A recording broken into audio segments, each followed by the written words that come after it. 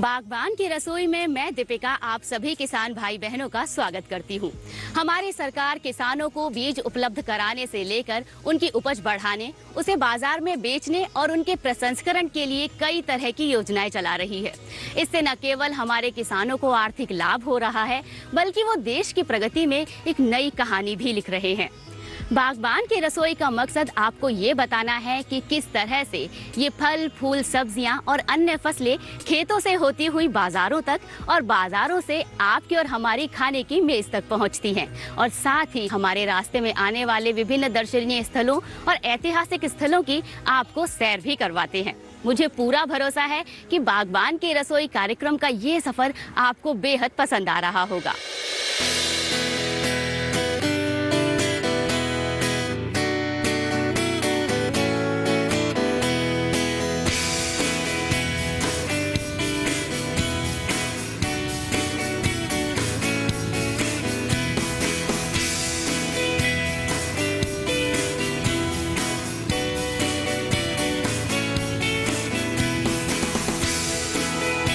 इंसान के जीवन यापन के लिए सबसे जरूरी चीजों में भोजन और पानी को सबसे ऊपर माना जाता है। प्रकृति ने पानी तो हमें तोहफे में दे दिया, लेकिन भोजन के लिए इंसान को मेहनत करनी पड़ती है। भोजन में अनाज को महत्वपूर्ण स्थान दिया गया है। बागबान की रसोई के आज के एपिसोड में मैं बात कर रही हूँ हमारे भोजन में महत्वपूर्ण भूमिका निभाने वाले ट्रिटिकम जाति के पौधे यानी गेहूं के बारे में। ऐसा मानना है कि लगभग 12,000 साल पहले गेहूं की खेती पश्चिमी एशिया में की जाने लगी।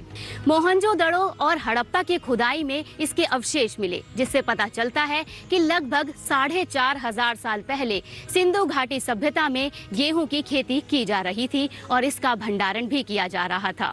इतना ही नहीं, फाइबर और मैग्नीशियम से भरपूर गेहूं की खेती करने में भारत पूरी दुनिया में दूसरे स्थान पर आता है और हमारे देश में गेहूं की खेती सबसे ज्यादा पंजाब, हरियाणा, उत्तर प्रदेश, बिहार और मध्य प्रदेश में की जाती है। बागबान की रसोई के इस सफर को आगे बढ़ाते हैं और गेहूं की खेती के बारे में और जानकारी हासिल करते हैं। गेहूं के ये लहलहाते खेत देखकर ऐसा लगता है कि मानो प्रकृति ने जमीन पर सोने की चादर बिछा दी हो।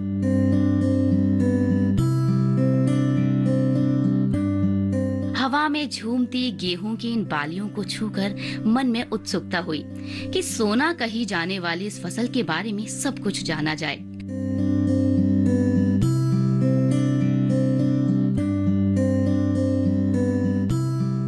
तभी मैंने एक मशीन देखी जिससे खेत में गेहूं की कटाई की जा रही थी।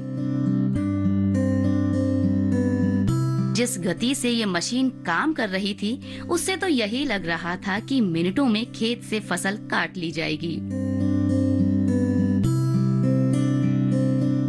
किसानों का समय और मेहनत बचाने के लिए विज्ञान में नित नए नए प्रयोग किए जा रहे हैं। जैसे ये कैंपेन या कंबाइन हार्वेस्टर मशीन को ही देख लीजिए। इस तरह के हार्वेस्टर में पूरी मशीनरी फिट रहती है, जिसकी वजह से इससे फसल की कटाई, कुटाई और गेहूं के दानों की सफाई का काम बड़ी ही आसानी से हो जाता है।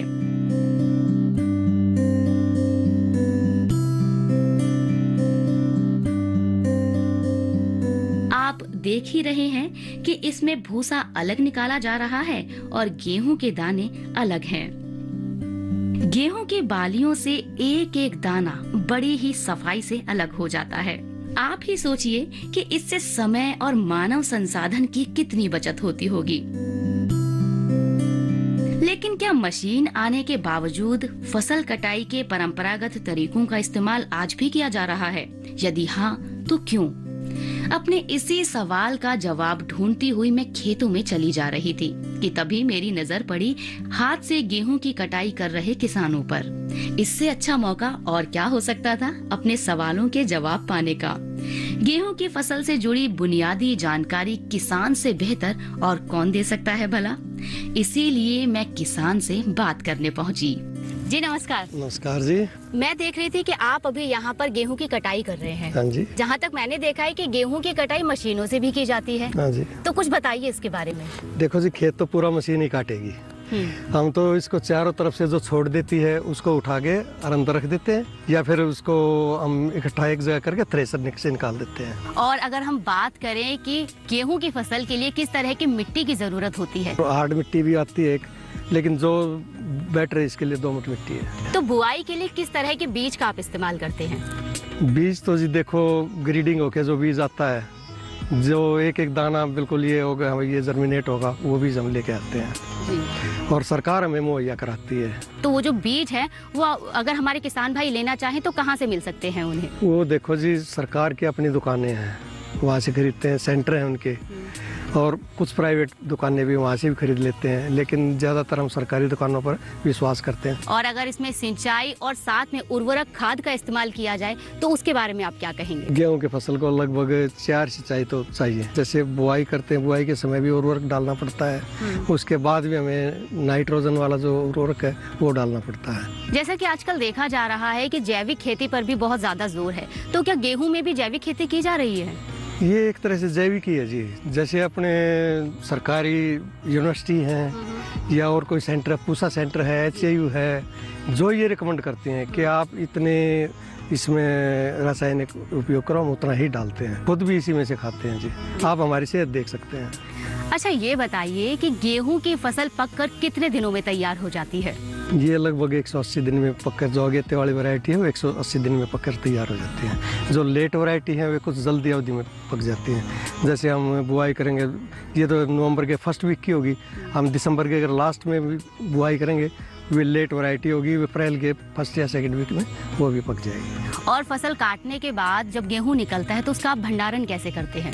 पहले तो इसकी सफाई करते, थ्रेसिंग करते हैं इसकी पूरी तरह से। अब जैसे कंबाइन चलती है, कंबाइन से भी हो जाता है साफ, उसको फिर हम साफ करते, ये ट्रैक्टर वगैरह पंखा लगा के उसको सफाई करके बिल्कुल, और तब हम उसको भंडारण करते हैं बिल्कुल सूखा करके, ताकि इसमें कीड़े वगैरह ना हो और ये 1 साल तक, लंबे समय तक चलता रहे। जी, तो भंडारण करने के लिए जगह कैसी होनी चाहिए और किस तरह के बैग्स में इनका भंडारण करना चाहिए? देखो, जगह थोड़ी सी हवादार हो, शुष्क हो, वहाँ पर नमी नहीं होनी चाहिए जी। अगर नमी होगी तो ये खराब हो जाएगी जी। अच्छा, एक चीज़ और जो मैंने कई बार सुनी है हमारे किसान भाई बहनों से, कि जब फसल की कटाई की जाती है तो उससे पहले जो आपके कुल देवी देवता हैं उनके मंदिर में चढ़ावा चढ़ाया जाता है फसलों का, तो उसके बारे में कुछ बताइए। ऐसा है जी, जैसे फसल पक गई, हम इसमें से थोड़ा सा निकालेंगे, पूजा भगवान को तो इतना ही बहुत है खुश करने के लिए, तो उसको अपने पहली फसल के पहली बाल जो है उसको साफ करके हम मंदिर में चढ़ाते हैं कि हमें भरपूर पैदावार दे भगवान। अरे वाह, ये तो बहुत अच्छी बात है। तो मैं जरूर जाकर देखना चाहूंगी उस पूजा स्थल को। आपने हमें गेहूं की फसल के बारे में इतनी सारी जानकारी दी, उसके लिए आपका बहुत बहुत धन्यवाद।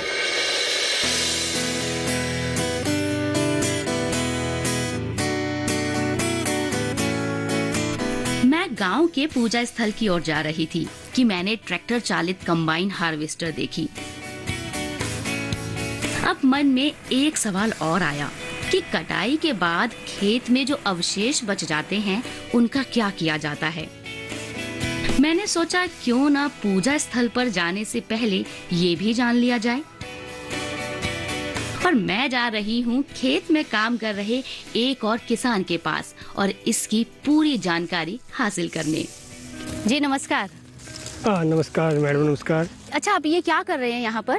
ये मैंने अभी अपनी फसल की कटाई कराई है, तो मशीन हार्वेस्टर से काटते हैं। तो होता क्या, कई बार लगता है कि कोई उसमें कमी तो नहीं रह गई, जैसे कुछ पालियाँ हैं किसी वजह से नीचे गिर जाती है, उसमें दाना रह जाता है, तो वो भी चेक करें कि कोई दाने तो नहीं रहे, अच्छी तरह से कटी या नहीं रही। इसके बाद जितना भी हमारा भूसा है इसको मशीन से दोबारा से इसकी कटाई होगी और इसको हार्वेस्ट करके इसका जो पशुओं के लिए चारा बन जाएगा, जिसको हम स्टोर करते हैं, और वो साल भर के लिए पशुओं के लिए बहुत ही बढ़िया चारा होता है। ये इसमें किसी प्रकार का बैक्टीरिया या कुछ भी नहीं होता। ये जितना ड्राई हो जाएगा, जैसे सूख रहा है धूप में, उतना ही अच्छा इसका फोडर बनेगा। हम तो यही समझते थे कि जो फसल अवशेष है या पराली है उन्हें जलाया ही जाता है, लेकिन आपने बहुत अच्छी बात बताई कि इसका इस्तेमाल पशुओं के चारे में भी किया जाता है। ये देखिए, जो आमतौर पे आप मीडिया में सुनते होंगे, टीवी पे सुनते होंगे, जो कहते हैं कि भाई किसानों ने फसल अवशेष जला दिए, उसमें गेहूं का स्ट्रा भी है और पराली भी है, लेकिन ऐसा नहीं है। पराली भी आज चारे के रूप में उपयोग होती है, वो भी बहुत कीमती है। और भला हो साइंटिस्टों का जिन्होंने ऐसे ऐसी मशीनें औजार तैयार कर दिए कि हमारा सारा जो तिनका हो सोने में बदल जाएगा। आपने हमें फसल अवशेष के बारे में इतनी सारी जानकारी दी, उसके लिए आपका बहुत बहुत धन्यवाद।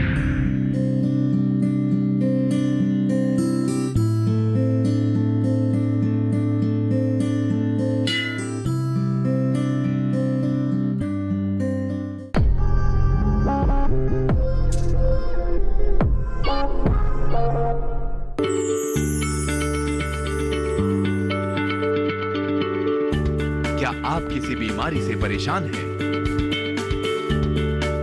चाहते हैं डॉक्टर की सलाह? तो हम हैं आपके साथ। बताएंगे आपको जीने की राह। समस्याएं आपकी, समाधान देश के मशहूर विशेषज्ञों के। घर बैठे बात करें देश के जाने माने डॉक्टरों से। हमारे लाइव प्रोग्राम स्वस्थ किसान में हर शनिवार शाम 6 बजे से 7 बजे तक।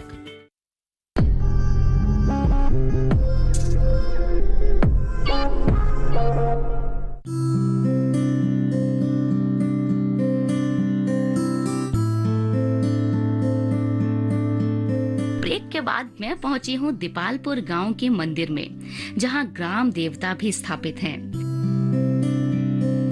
ये काफी बड़ा परिसर है, जहां बच्चे बुजुर्ग कभी भी आ जा सकते हैं। गांव के ये स्थल बच्चों के मानसिक विकास के साथ साथ उनकी शारीरिक विकास में भी महत्वपूर्ण भूमिका निभाते हैं।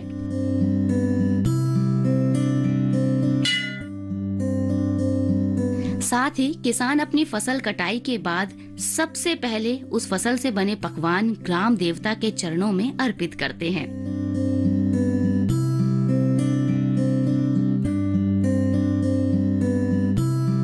इसी परिसर में प्राचीन शिव मंदिर भी है, जहां प्रवेश करते ही आपको नजर आएगी राधा कृष्ण की भव्य प्रतिमा।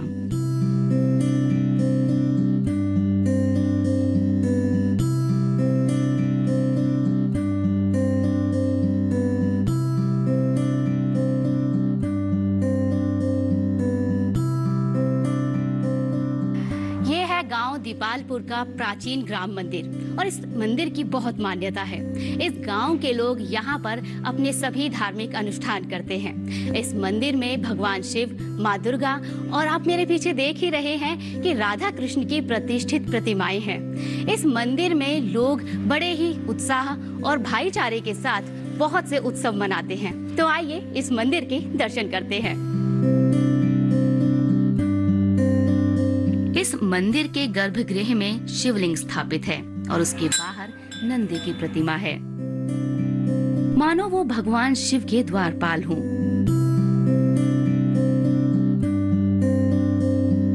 इस प्राचीन मंदिर में भगवान शिव के अलावा माँ दुर्गा की भी प्रतिमा स्थापित है।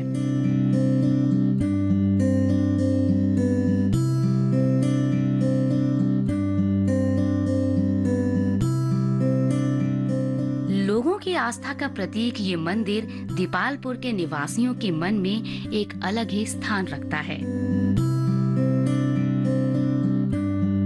मंदिर के दर्शन करने के बाद मैं वापस खेत पर पहुंची, जहां कृषि वैज्ञानिक से मिलकर गेहूं के बारे में और भी बहुत सी बातें जाननी थी।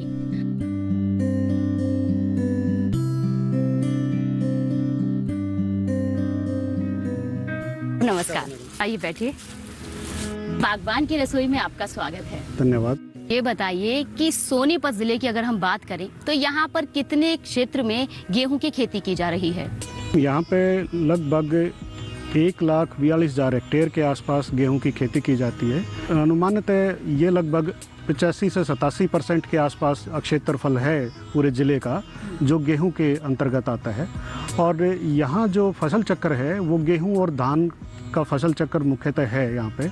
उसके अंदर विभिन्न वर्गों के जो किसान हैं, तो उसमें महिला किसान हैं, पुरुष किसान हैं, उनके सभी जो श्रेणी है उनके अंतर्गत व्यक्तिगत तौर पर लगभग 50% की सब्सिडी कृषि यंत्रों पर सरकार मुहैया करवाती है। गेहूं के खेत की तैयारी करने के लिए ये जो यंत्र हैं, ये किस तरह सहायता करते हैं? जैसे आपके स्टार चॉपर हैं, स्टार रीपर हैं, स्टार बेलर हैं, ये यंत्र आते हैं जो खेत से पराली को या जो अवशेष हैं उसको इकट्ठा करके और बाहर निकालने के प्रबंधन में काम आते हैं। दूसरा, खेत में ही अगर खड़े फानों में जिसमें हम बोलते हैं उनमें अगर हमने बिजाई करनी है तो उसके लिए सुपर सीडर हम लोगों के पास है, हैप्पी सीडर हम लोगों के पास है और जीरो टिल मशीन हम लोगों के पास है। तो उस अवस्था में खेत की बिजाई इन मशीनों से की जा सकती है। अब जैसे बात आई है बिजाई की, तो बिजाई के लिए हमें किस तरह के बीजों का इस्तेमाल करना चाहिए, या अगर आप इनकी किस्मों के बारे में बताएंगे तो ज़्यादा अच्छा रहेगा। देखिए, किसी भी फसल का उत्पादन जो है उसके बीजों की गुणवत्ता पर बहुत ज़्यादा निर्भर करता है। किसान को कोशिश करना चाहिए कि जो सरकारी बिक्री केंद्र हैं उनसे बीज खरीदें, कृषि अनुसंधान केंद्र हैं उनसे बीज लें, और दूसरे जो हमारे भरोसेमंद जितने भी विक्रेता हैं उनसे ही बीज लें, जिससे उनकी गुणवत्ता अच्छी मिले बीजों की और जो जर्मिनेशन जो है उनका बेहतर रहे। और अगर हम किस्मों की बात करें तो गेहूं में बहुत सारी और बहुत अच्छी किस्में विकसित हैं, चाहे भारतीय कृषि अनुसंधान परिषद की हों, ये राज्य कृषि विश्वविद्यालयों की तरफ से हों। तो इनमें अगर हम बात करते हैं WH 1025 गेहूं की अगेती किस्म है, C306 गेहूं की अगेती किस्म है, और WH 1080 गेहूं की अगेती किस्म है। और सामान्यतः अक्टूबर के पिछले आखिरी सप्ताह से और नवंबर के पहले सप्ताह के बीच में जो सही उपयुक्त समय है बिजाई का, उसमें बहुत सारी किस्में हम लोगों के पास है। HD 2967 है, HD 3086 है, DBW 222 है, DBW 187 है, और भी अनेकों किस्में इसमें हम लोगों के पास है। डॉक्टर साहब, ये बताइए कि गेहूं की खेती में सिंचाई कितनी की जाती है और साथ ही इसमें खाद कैसे इस्तेमाल की जाती है? पहली सिंचाई इसकी 25 दिन पर, दूसरी 45 दिन पर, और तीसरी इसकी 65 दिन पर, और फिर आखिरी जो सिंचाई है वो 105 दिन तक रहती है। जैसे खाद की आपने बात की, तो ज़्यादातर इसमें जो आवश्यकता है वो NPK की रहती है, जिसमें 110 kg यूरिया, 50 kg DAP और 20 kg MOP का इस्तेमाल इस फसल के लिए बताया गया है। जहाँ तक DAP की बात है, DAP बिजाई के समय ही खेत में दिया जाता है, और बाकी पहली सिंचाई के बाद और दूसरी सिंचाई के बाद यूरिया की जो बाकी जो अनुपात में जो डोज हैं वो खेत में फसल को दी जाती है। डॉक्टर साहब, गेहूं की खेती के लिए आप हमारे किसान भाई बहनों को क्या सुझाव देना चाहेंगे? किसान भाइयों के लिए, जो खासकर गेहूं और धान फसल चक्कर के जो किसान हैं, उनके लिए मेरा सुझाव है कि जैसे रबी की फसल कटाई हो जाएगी, उसके बाद समर मूंग के तौर पर वो फसल ले सकते हैं, या ढेंचे का भी बिजाई कर सकते हैं वो लोग, और इनका हरी खादों के रूप में प्रयोग कर सकते हैं। जब ढेंचा और इनका प्रयोग करते हैं तो सामान्यतः लगभग किसान भाइयों का काफ़ी सारा रासायनिक खाद का इस्तेमाल कम हो जाता है इसमें। और दूसरा सुझाव मेरा ये है कि अत्यधिक जुताई खेत की करते हैं तो उससे भी भूमि की जो उर्वरक क्षमता है वो कम होती है। तो मेरा किसानों से अनुरोध है कि वर्तमान समय में हमारे पास काफ़ी अच्छे यंत्र हैं जो गेहूं की सीधी बिजाई कर सकते हैं, जिसमें हैप्पी सीडर है, सुपर सीडर है और जीरो टिलेज मशीन है। उनका इस्तेमाल करें, और ताकि गेहूं की फसल की बिजाई के लिए कम से कम जुताई की जाए, और उससे उर्वरकता भी बढ़ती है, और उसके साथ साथ गेहूं की पैदावार में भी इन यंत्रों का प्रयोग करने से काफ़ी फ़ायदा किसान को रहता है। साथ के साथ जब जुताई कम रहेगी तो उसकी जो खर्चा है किसान का, जो ज़्यादा टिलेज करने की वजह से, ज़्यादा जुताई करने की वजह से खेत में हो रहा है, वो खर्चा भी काफ़ी कम रहेगा। तो दोनों तरफ से होगा कि आय भी उसकी बढ़ रही है, और उसके साथ उसके खेत की जो भूमि की जो गुणवत्ता है वो भी बेहतर हो रही है। डॉक्टर साहब, आप यहाँ तक आए, आपने अपना कीमती वक्त हमें दिया और गेहूं के बारे में इतनी सारी जानकारी दी, उसके लिए आपका बहुत बहुत धन्यवाद। धन्यवाद।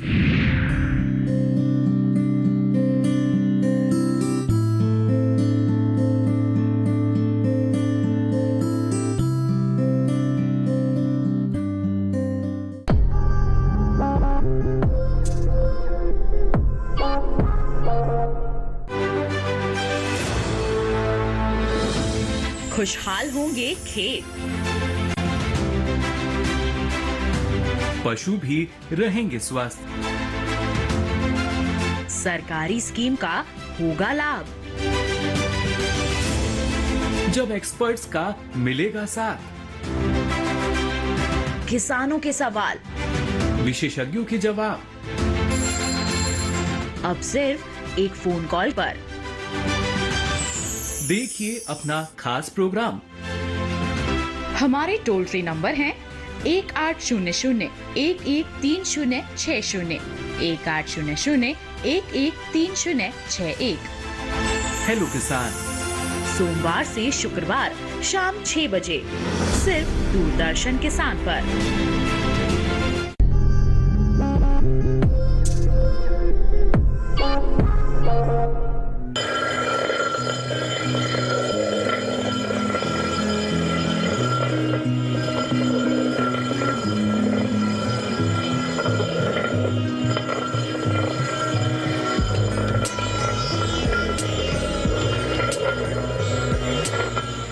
जी नमस्कार।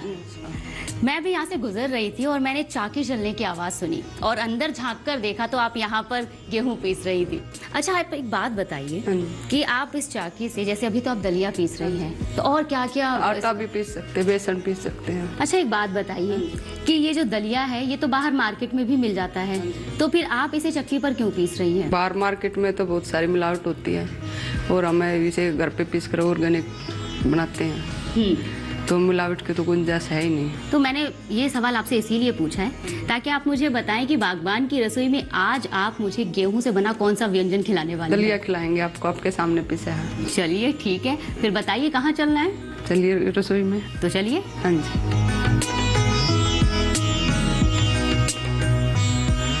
बागबान की रसोई के आज के एपिसोड में हम पहुंच गए हैं उस पड़ाव पर जिसका आपको और मुझे बड़ी बेसब्री से इंतजार रहता है।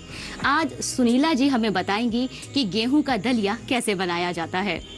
तो ये बताइए कि हम दलिया कैसे बनाएंगे, उसकी पूरी प्रक्रिया क्या है? दलिया में पहले तो पानी डालेंगे,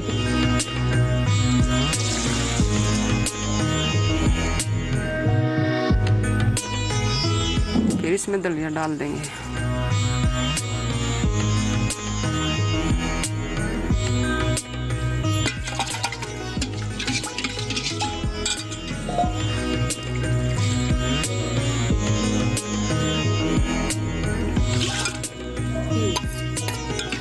अब इसको पकाएंगे।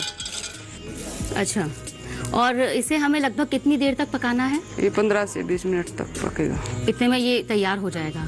आँच हमें इसके लिए कैसी रखनी है? मीडियम आंच। मीडियम आँच रखनी है। तो देखें कि अभी हमारा दलिया उबला है या नहीं। हाँ जी, दलिया हमारा बन गया समझो।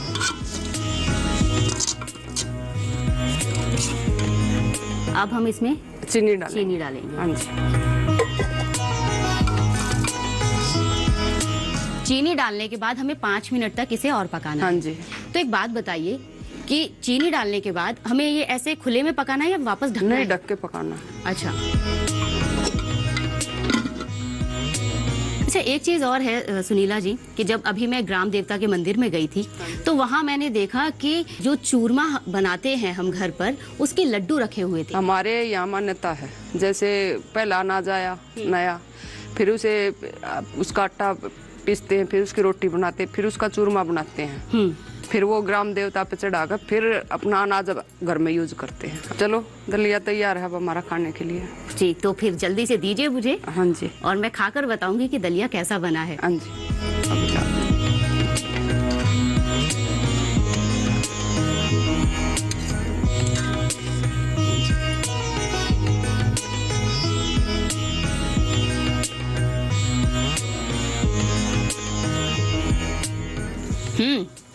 सुनीला जी, ये दलिया वाकई में बहुत अच्छा बना है और मैंने मीठा दलिया आज पहली बार खाया है, सच कहूँ तो।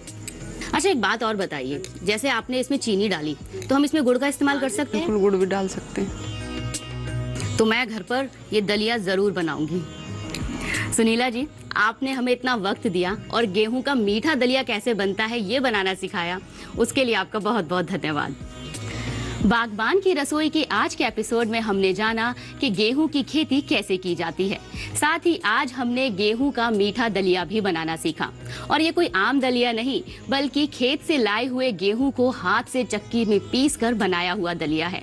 और मुझे पूरा भरोसा है कि इसकी ये विधि आपको बेहद पसंद आई होगी।